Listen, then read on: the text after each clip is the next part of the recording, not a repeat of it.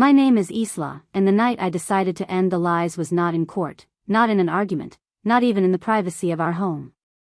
It was at a dinner table. The kind of dinner where the silverware shines too brightly, where the tablecloth smells faintly of starch, where every smile looks rehearsed, and where everyone believes they are about to share an evening filled with warmth and celebration. I had chosen that dinner carefully. The guest list, the menu, even the seating arrangement, none of it was random. It was the stage I had been building for weeks, maybe even months, though back then I did not know it. I only knew one thing: Marcus, the man who promised me honesty, had been lying every single day. And if betrayal is a performance, then so is revenge. I will never forget the weight of my phone in my hand that night. Beneath the glow of soft candles, my fingers hovered above the screen, every muscle buzzing with controlled electricity. He had lied to me for months. He had written promises, declarations, secrets, not to me, but to another woman. Words that once made me feel like I was the only one in the world. Words I had memorized, treasured, believed. And there they were, replicated line for line, sent to someone else while I sat waiting at home, making his favorite meals, folding his shirts, believing in us. But that night, the words were no longer hidden. They were mine to hold, mine to expose, mine to return like a poisoned gift wrapped in pretty ribbon. I did not shout. I did not scream. I read them. Out loud. Each sentence cutting sharper than any knife on that table. But I am getting ahead of myself. Because betrayal never announces itself with fanfare. It is quieter. It seeps in like water under a locked door, spreading so slowly you hardly notice until the carpet is ruined and the foundations begin to rot. The first lie seemed so small I almost laughed it off. Marcus had said he was working late. I had believed him, of course I did. But when I called his office, just to ask if he wanted me to drop off food, the receptionist answered in confusion. "He left hours ago," she said. Her voice was flat, factual, without malice. I hung up quickly, not wanting to look foolish for asking. My stomach tightened, but my mind told me to relax. People lose track of time. People forget to mention details. That is what I told myself. That is what I had to believe. But once you notice the first lie, your eyes adjust. They start searching in every shadow. And soon, the shadows reveal themselves. A text message he claimed was from his boss, though the words were too soft, too personal. A receipt crumpled in his jacket pocket for a dinner I was never invited to.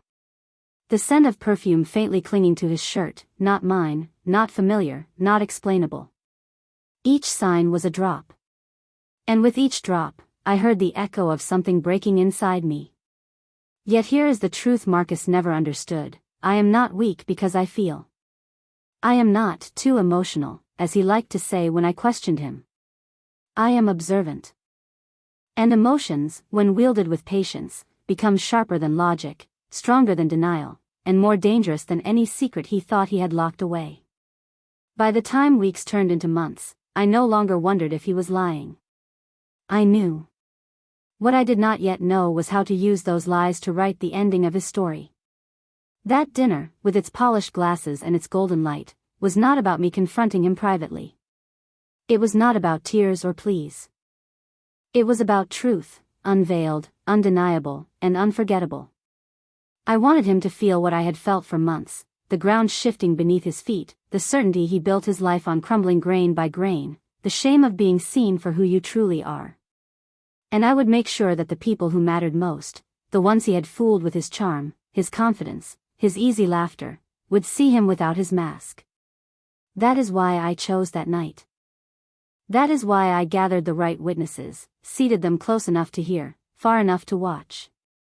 That is why I waited until the moment was perfect, until the wine had loosened tongues and the laughter had peaked.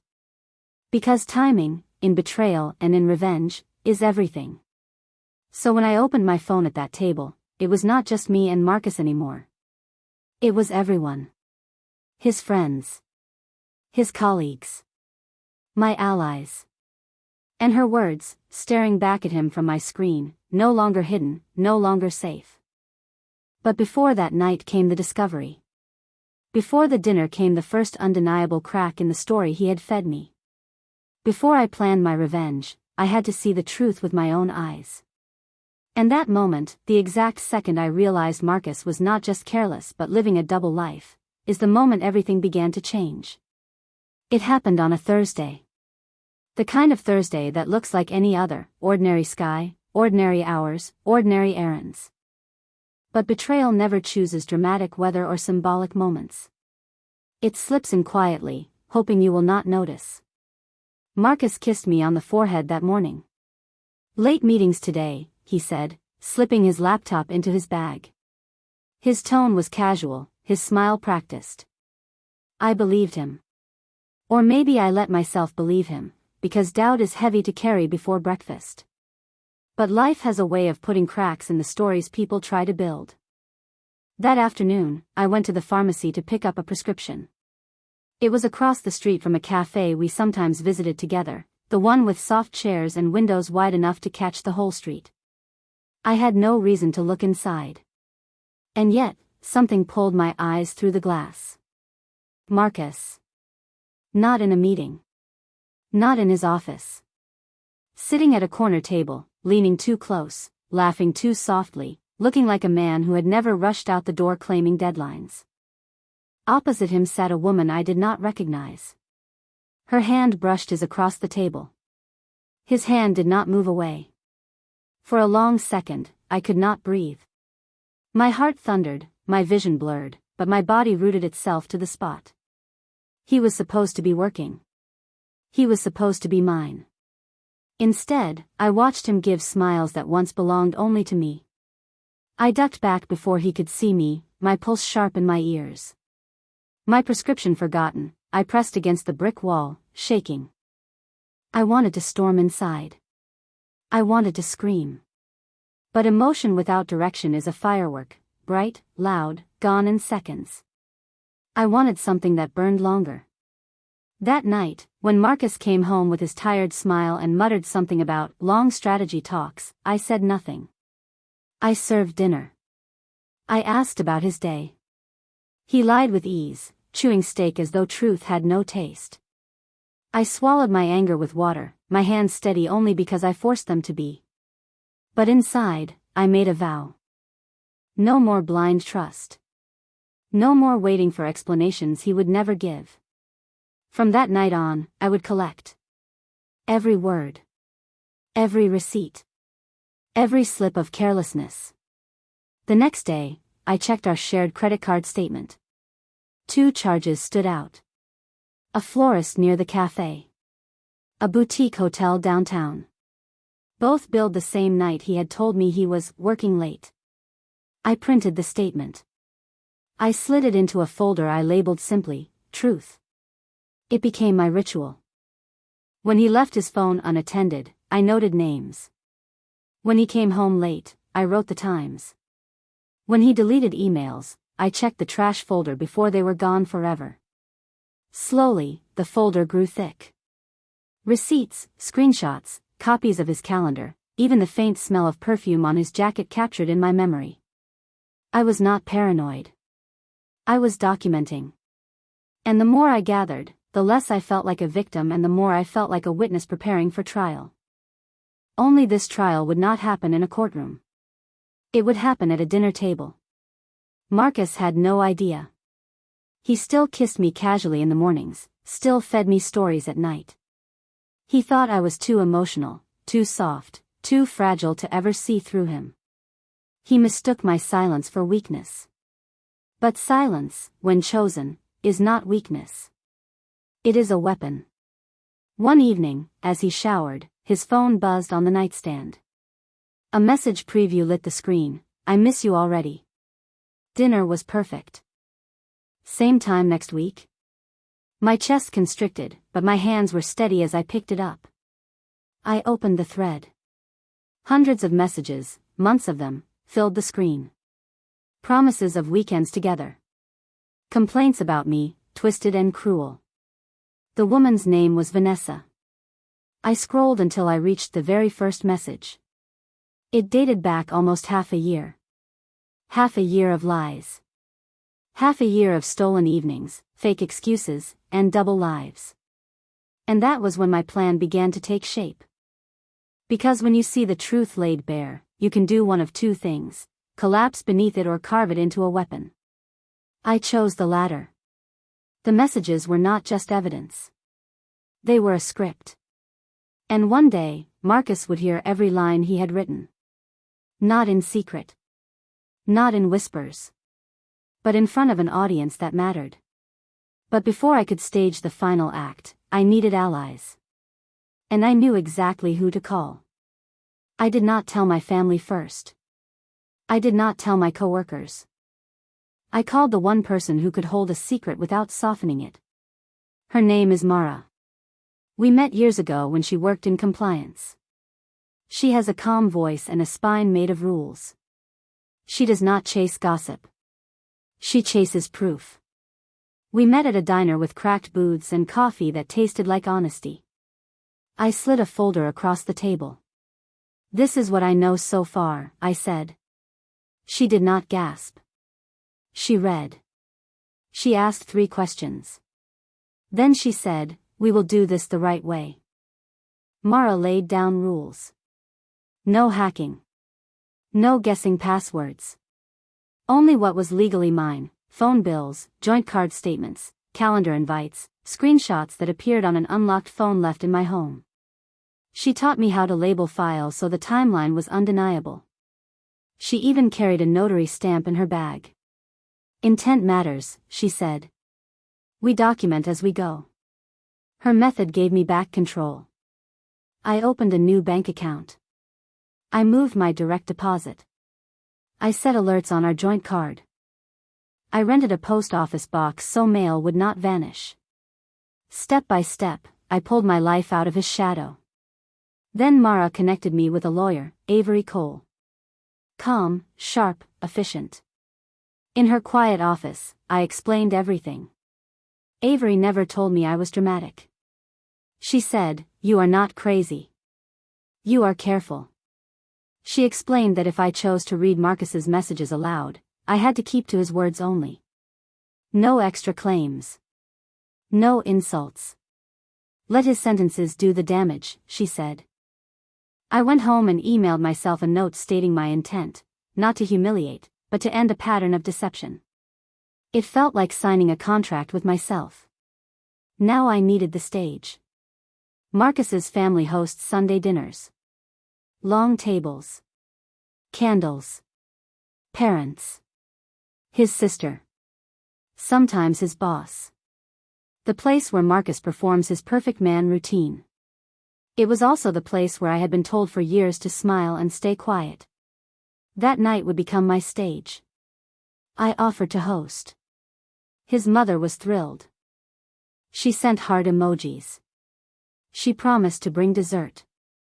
The guest list grew: family, friends, even Marcus's boss.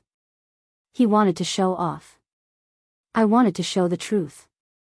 But there was one more piece missing. The other woman. Vanessa. I wrote, "I think we have both been given lies. I am not here to fight you. I just want to know the reality. If you are willing, let's meet in public." She replied within an hour, "I did not know about you. I am not a thief." We met in a park. She showed me photos of my dinners, cropped to hide the kitchen that was mine. She showed me texts where Marcus called me too emotional, painting me as baggage. Her voice cracked, but she held steady. "I will not fight you," she said. "But I will not protect him either." She sent me her messages and 3 receipts from hotels Marcus had paid for. That night, Marcus kissed my cheek and said his boss and a client were joining Sunday's dinner. He smiled, not knowing he had just chosen the perfect audience for his downfall. I set the table carefully. Under every plate, I slid one folded page. Each contained a dated text from Marcus to Vanessa. Nothing vulgar. Just proof. Each page numbered. Together, they told a story. I stood back and looked at the table, steady for the first time in months. My phone buzzed. It was Vanessa. I will answer if you call, she wrote. A pause. Then another message, but you should know one more thing before Sunday. I stared at the words. My chest tightened. Whatever she was about to tell me could change everything. Vanessa's second message froze me in place. You should know one more thing before Sunday. My thumb hovered over the screen. My instinct screamed to ignore her. But I typed back, tell me. Her reply came in pieces, as though she could not force it out in one breath. Marcus told me he wanted to leave you months ago. He said you were unstable. He said his family thought I was better for him. I read each line twice, my stomach twisting tighter with every word. He had not only betrayed me, he had rewritten me. He had painted me as weak, emotional, unwanted. And he had used his family, the very people I once trusted, as the chorus to his story. Vanessa added one final detail. He told me Sunday dinner would be the night he hinted at introducing me to them. The world tilted. That meant his plan for Sunday was not just to shine as the golden sun. He intended to stage a slow reveal, using the very table I had set for his downfall. I gripped the counter, forcing air into my lungs. If Vanessa was telling the truth, then the dinner was not only my chance to expose him, it was his chance to erase me. I called Mara. He is planning something too, I whispered. She listened without interruption. Then she said, good. It means when the truth comes out, it will cut deeper. But Isla, you must be sharper than him. You cannot lose control. Her words steadied me. I decided to use his arrogance against him. The next 2 days became preparation. I rehearsed aloud, reading Marcus's messages in a calm, measured tone. No screaming. No crying. Just his words, one after the other. I printed duplicates in case anyone tried to dismiss them as fabrications. I tested the order of the pages under the plates, imagining each person lifting theirs, the silence building. Meanwhile, Marcus hummed around the house, whistling as he polished wine glasses. He thought Sunday was his performance. He even winked at me and said, let's make this dinner unforgettable. It would be. On Saturday night, I barely slept.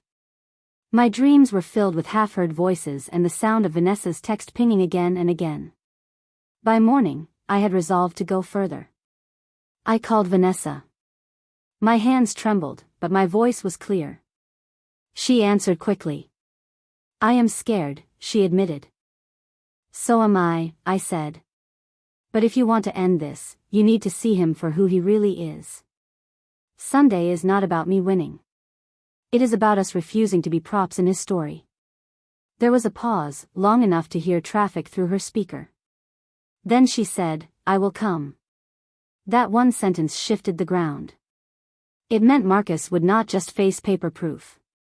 He would face a living witness. When Sunday arrived, I set the table early. Plates gleamed, candles waited for flame.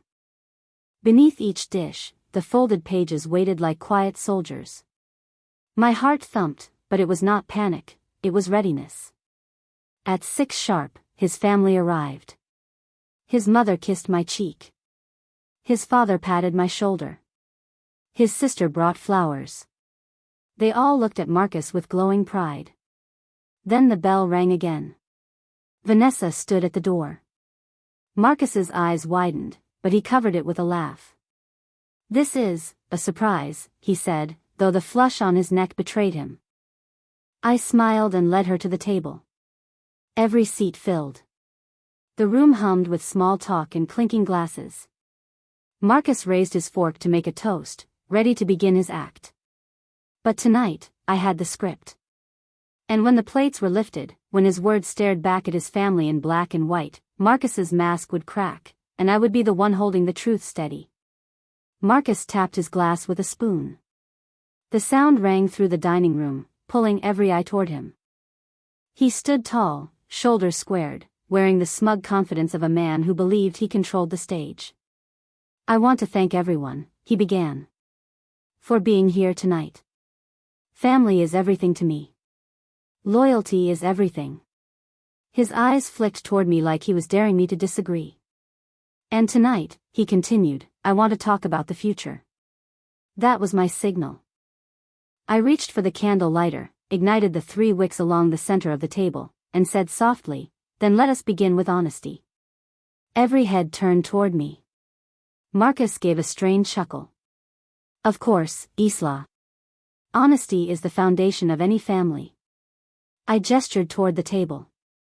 Then perhaps everyone should start by lifting what is beneath their plates. Confusion rippled. His sister frowned but obeyed, sliding out the folded page. Soon every hand held a sheet. The room filled with the sound of rustling paper. Then silence. Marcus's father squinted at his page. His mother's hand flew to her mouth. His boss looked from the page to Marcus, back again. Vanessa, sitting rigid across from him, had not lifted hers. She already knew what it would say. What is this? His mother whispered. It is Marcus's truth, I said evenly. Not mine. Not rumors. His own words. Every page is a message he wrote. The silence cracked when his sister read aloud. You are my escape. She is too emotional. With you, I can breathe. Her voice shook. She dropped the paper as though it burned her fingers. Marcus's face reddened. He slammed his hand on the table. This is private. No, I said calmly. Private is when mistakes are confessed in quiet. These are not mistakes. They are patterns. And they have been carried on for months while you smiled at me, while you promised loyalty to your family, while you painted me as fragile. His boss cleared his throat. Is this real? I met his gaze. Every page is dated, time-stamped, and backed by phone records. If anyone doubts, I have copies. His father's jaw tightened. He pushed his chair back and said nothing, but his eyes told the story, disappointment that cut deeper than anger. Marcus tried to recover. He forced a laugh. Isla is making drama, as always. She cannot handle her emotions, so she staged this spectacle. That was when Vanessa stood. Her voice trembled, but she spoke loud enough for all to hear. These are not lies. He promised me a future.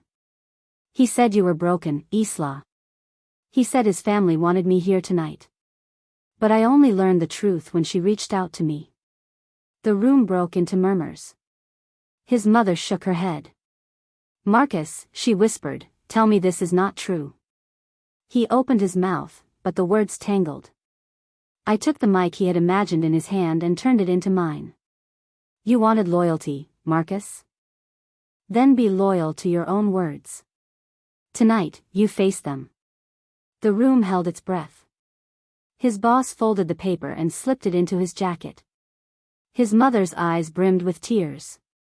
Vanessa's hand shook as she placed her page in the center of the table like an offering. And Marcus, for the first time in years, had no script. I looked at him and said, shall I read the rest aloud, or will you confess to your family what you have been doing? His lips parted, but only silence escaped. The moment stretched, heavy and electric. Everyone waited for his mask to finally shatter. The silence after my words stretched like glass about to crack. Marcus stared at me, jaw clenched, eyes darting across the table as if searching for an ally. But none of them looked at him the same way anymore.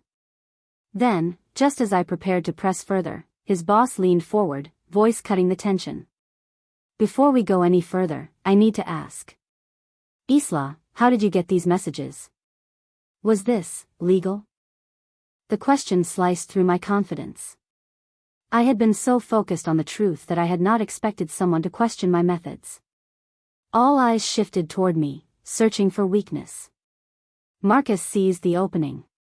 His lips twisted into a sneer. You see, he said. She is obsessed. She spies. She hacks. This is not about me, it is about her inability to control her emotions. She probably fabricated these messages to make me look bad. My stomach tightened. He was doing what he always did, turning the accusation back on me. But this time, the stakes were higher. If they believed him, the truth would drown under his manipulation. I drew a slow breath. Every message was exported with full headers. Every screenshot was verified by the phone provider. Nothing here was stolen or tampered with. I was careful because I knew this moment would come. But even as I spoke, Marcus's boss remained wary. His folded page was still tucked into his jacket like evidence waiting to be weighed. His gaze lingered on me, calculating. Marcus pushed harder. This is slander. I could take legal action for this circus. She has always been unstable. Ask anyone at this table. She bursts into tears, she twists things, she makes every small problem into a tragedy. I could feel the room tilt. His mother's hands trembled in her lap. His father rubbed his forehead, as though the noise itself was unbearable. His sister's eyes darted between us, uncertain whom to believe. And then, the pivot arrived. Vanessa spoke again, voice barely steady. What if I told you Marcus asked me to attend tonight as his guest? The air dropped out of the room. His mother gasped. His father's head snapped up. Even Marcus looked startled, caught off guard by the betrayal of the woman he thought would stay silent. That is not true, he barked. You came here because he jabbed a finger at me, dragged you into this madness. But Vanessa pulled her phone from her bag. She scrolled with trembling hands, then turned the screen toward his family. 2 weeks ago, she said, her voice breaking, he messaged me, dinner with them soon. You will meet them officially. Be patient. Gasps circled the table like wind through leaves. His mother's eyes filled with tears. Marcus, she whispered, you told me she was just a colleague. Marcus's mask slipped another inch. She is exaggerating. She is jealous of Isla, jealous of us. Jealous? Vanessa cut in. Her voice rose, stronger now. You told me you loved me. You told me you were trapped with her. You told me this dinner would be the first step in building our life together. The words landed like blows. I looked around the table. His father's jaw was set. His sister shook her head in disbelief. His boss leaned back, expression hardening, as though a verdict was forming in his mind. Marcus's face flushed red. He pounded the table again. This is a setup. Both of you planned this to ruin me. I met his glare without flinching. No, Marcus. You ruined yourself. We are just showing everyone what you hid. The room erupted in overlapping voices, his mother crying, his sister demanding explanations, his father calling for silence. Amid the chaos, Marcus's boss finally spoke with steel in his voice. Marcus, tomorrow morning, we will be reviewing this at the office. Consider this your notice. If any of this holds true, your position is in jeopardy. That was when Marcus panicked. Truly panicked. His breath quickened. His eyes darted wildly, searching for a lifeline. And then he did something I had not expected. He grabbed the stack of printed copies from the center of the table and hurled them toward the fireplace. Pages scattered in the air, some landing in the flames, curling at the edges, turning to ash. Gasps echoed around the room. For a second, it felt like he might erase everything. But what Marcus did not know, what none of them knew, was that I had prepared for this exact moment. Because under my chair, locked in my purse, rested a flash drive and a neatly bound backup packet. I rose slowly, eyes never leaving his. Burn what you want, Marcus, I said, my voice low but steady. The truth does not burn that easily. Every head turned toward me. The fire crackled, devouring the papers he thought would save him. Marcus froze, realizing his last desperate move had failed before it even began. And in that pause, in that flicker of silence, I knew the next strike would be mine. The crackle of the fireplace filled the silence. The pages Marcus had thrown curled, edges blackening, words disappearing into smoke. He stood tall as if destroying the paper meant destroying the truth itself. But the room had already shifted. His boss's stare was cold. His mother's face was streaked with tears. His sister's lips were pressed so tightly together they had turned white. I let the silence stretch, let him believe for just a second that the fire had saved him. Then, slowly, I reached under my chair, pulled my purse onto my lap, and unzipped it. The sound of the zipper cut through the air like a blade. Marcus's eyes followed my hand. His smugness faltered. From the purse, I lifted a slim leather folder. I opened it with deliberate calm, revealing another neatly bound packet. Then, beside it, a small flash drive. You thought the truth was as fragile as paper, I said evenly. But the truth copies itself. It waits. It survives. I slid the folder across the table. It stopped in front of his boss. Every message. Every timestamp. Every proof. Untouched. Gasps rippled through the table. Marcus's face drained of color. You planned this, he whispered. Yes, I said. Because you planned your lies. Vanessa leaned forward. Her voice trembled, but her words struck like lightning. I have my own messages too. The ones where you promised me she pointed at me, was nothing more than an obstacle. Marcus's father slammed a hand against the table. Enough. Do not speak another word, Marcus. But Marcus could not stop. He was unraveling in front of us. His voice rose, desperate now. She hacked me.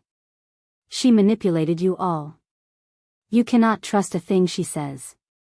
His boss ignored him, flipping through the fresh pages, his brow furrowing with each line. Marcus, he said quietly but firmly, these are work accounts. Company property. If these checks out, this is not just personal betrayal. This is professional misconduct. Marcus froze. He opened his mouth, then closed it, realizing the weight of what was about to fall. I leaned forward, my voice cutting through his silence. You spent months weaving lies between two women, Marcus. Lies about love, lies about loyalty, lies about who you were. But lies cannot stand when they are read aloud. I pulled out my phone, opened the very thread that had started it all, and pressed the speaker icon. The table filled with his voice. His words, dripping with sweetness, spoken not to me but to Vanessa. You are the only one who understands me. When she cries, I picture you instead. Every syllable was like glass shattering.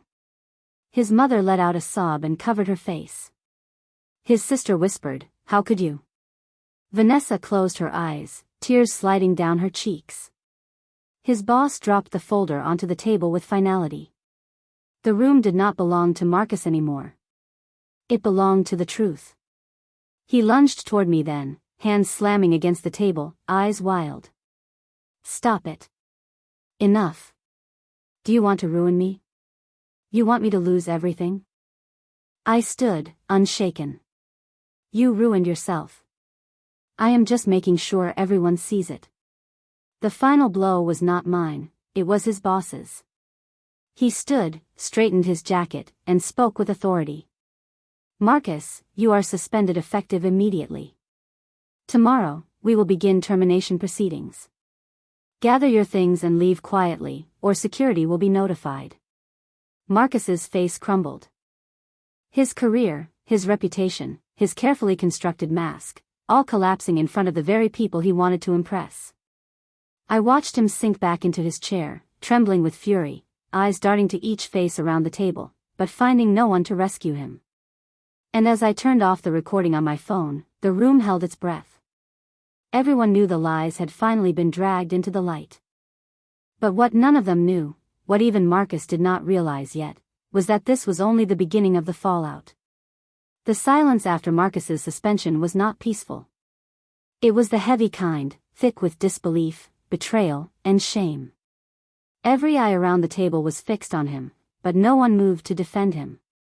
His mother lowered her hands from her face. Tears streaked her cheeks, but her expression had hardened. You lied to us, Marcus. Not just to Isla. To all of us. He shook his head violently, sweat beginning to gather on his forehead. No, you do not understand, she twisted everything. Isla has always been dramatic, too emotional. You know that about her. She. Enough, his father thundered. His voice cracked like a whip across the table. You do not get to dismiss her anymore. I heard your voice with my own ears. Marcus flinched. His usual armor, mockery, arrogance, false charm, was slipping fast. He looked from face to face, searching for even a glimmer of loyalty. But he found none. Vanessa finally broke her silence. She rose from her chair, her body trembling but her voice clear. Do you know what you told me, Marcus? That Isla was unfit for you. That she held you back. That your family wanted me by your side instead of her. You looked me in the eye and told me I was your future. And I believed you. Her voice cracked, and for the first time, I saw in her the reflection of my own heartbreak. She had been betrayed too, though she had chosen to step into the lie. Marcus's face turned red. Vanessa, do not pretend you were some victim. You knew I was with her. You chose this. Her lip quivered, but she met his eyes. And I regret it every single day. She turned to me then, her eyes glistening. I am sorry, Isla. Truly. The apology was real, but it did not undo the months of deception. I gave her a single nod. Not forgiveness, not yet, but acknowledgement. Marcus pounded his fist against the table. You are all blind. You cannot erase everything I have done for this family, for this company. One night does not undo a lifetime. His boss's voice cut him down. It was not one night. It was months of lies. And if you think this company will trust you after tonight, you are delusional. The air grew hotter with every word. Marcus was losing not only his position but the image he had spent years polishing. His sister spoke next, her voice shaking with anger. Do you remember what you said to me last month? You mocked Isla in front of me, laughed that she was too weak to ever stand up to you. You said she needed you more than you needed her. Look at her now. She stood up, and you are the one falling apart. Her words landed like a dagger. Marcus's chest rose and fell quickly. He was cornered, stripped of excuses. He tried one last angle. He leaned forward, locking his gaze on me. His voice softened, almost pleading. Isla, you do not want to do this. You and I have history. Do you really want to destroy me? After everything? For a brief moment, the table seemed to hold its breath, waiting to see if I would waver. I did not. You destroyed yourself, I said firmly. I am not here to ruin you. I am here to stop you from ruining me again. His lips parted, but no words came. His shoulders sagged, and for the first time, Marcus looked small. The waiter, who had been hovering awkwardly at the edge of the room, finally approached with the cake, its candles already lit, their flames wavering in the heavy air. The sight was almost absurd, a celebration cake in the middle of a battlefield. The boss gestured toward the cake. Bring it, he said. We may as well finish what was started. The waiter set it down. The glow of the candles flickered against Marcus's pale face. He stared at the flames as though they were mocking him, daring him to make a wish he could not possibly salvage. His mother's voice broke the silence again. Blow out the candles, Marcus. He swallowed hard. His pride would not allow him to refuse, but his spirit had already cracked. He leaned forward and blew them out. The smoke curled upward, twisting in the air like the last fragile thread of his control. The room erupted, not in cheers, but in murmurs, whispers, quiet conversations that excluded him. People rose from their seats, stepping away from the wreckage of his reputation. Vanessa slipped out quietly, her shoulders hunched. His boss excused himself, already pulling out his phone to make calls. His father turned his back. His sister moved to my side, as if to say without words that the balance had shifted for good. Marcus sat alone at the table, the darkened candles in front of him, the ashes of his own words still smoldering in the fireplace. For the first time, he looked not like the man who had mocked me for being too emotional, but like a man stripped bare, every mask gone, every truth revealed. And though the dinner was ending, I knew the fallout had only just begun. The morning after that dinner felt unreal. I woke up in silence, but it was not the silence of fear. It was the silence of freedom.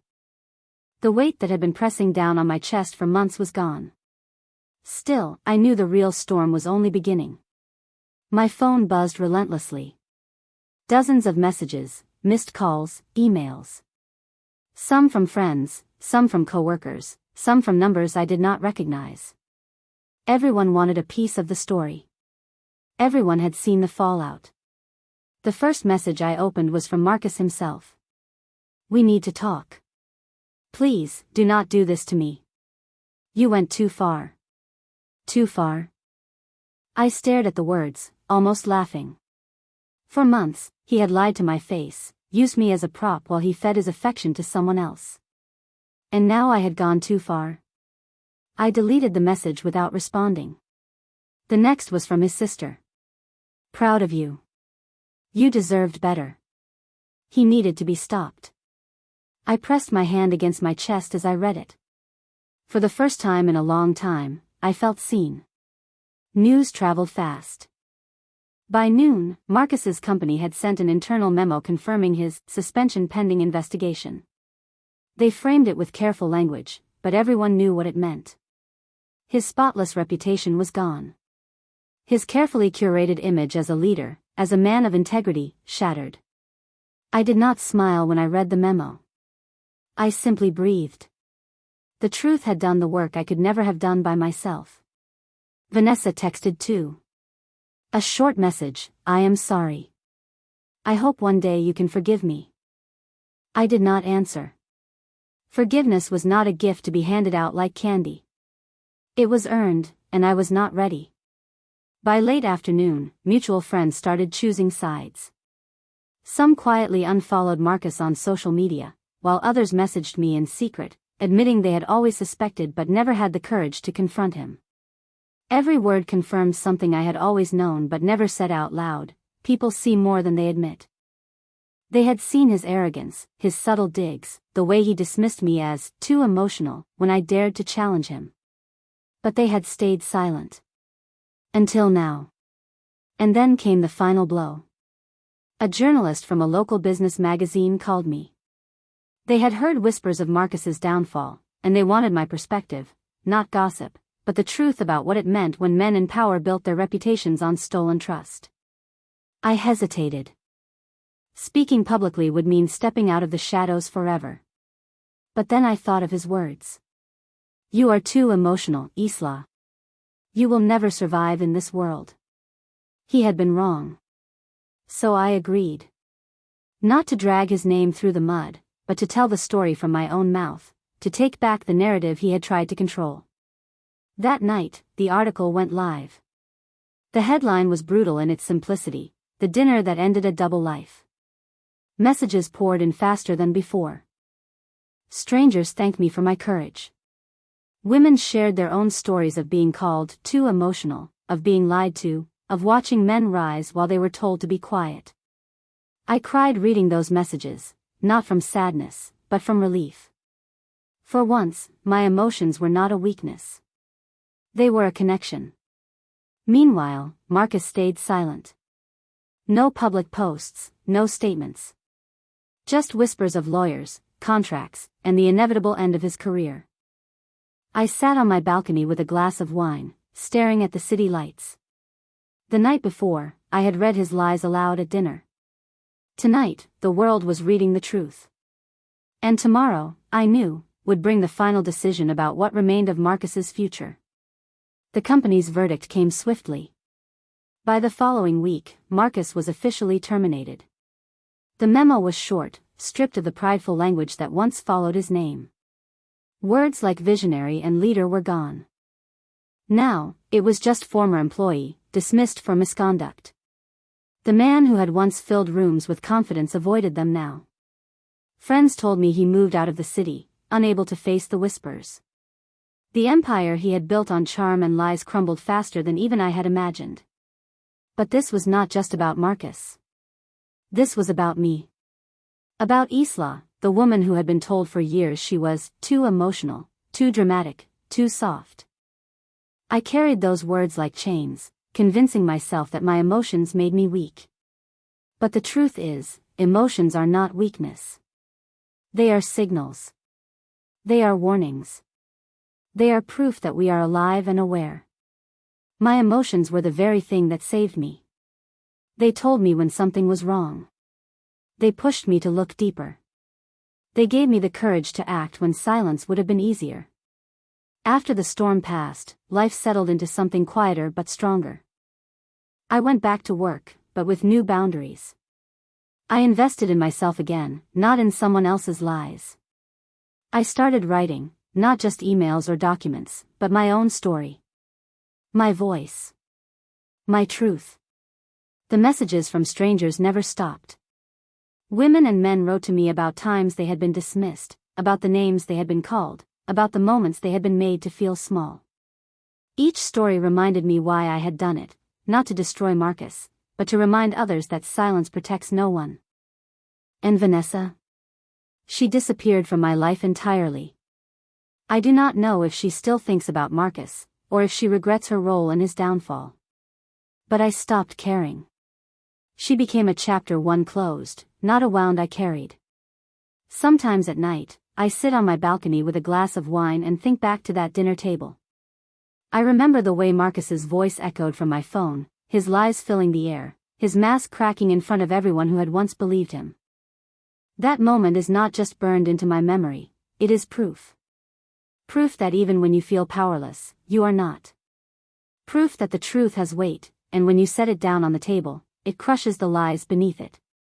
So here is what I want to leave you with. If you are listening to my story right now, and someone in your life is making you feel too small, too emotional, too much, listen closely. You are not too much. You are exactly enough. And your truth matters. Do not bury it. Do not silence it. And do not let anyone convince you that your voice is less valuable than theirs. Because one day, you may need that voice. One day, you may sit at a table like I did, surrounded by people who believe the wrong story. And in that moment, your voice will be the thing that changes everything. This was my story of betrayal, proof, and revenge that was not about anger, it was about truth. If you want to hear more stories like mine, subscribe, stay, and keep listening. Because there are so many voices still waiting to be heard.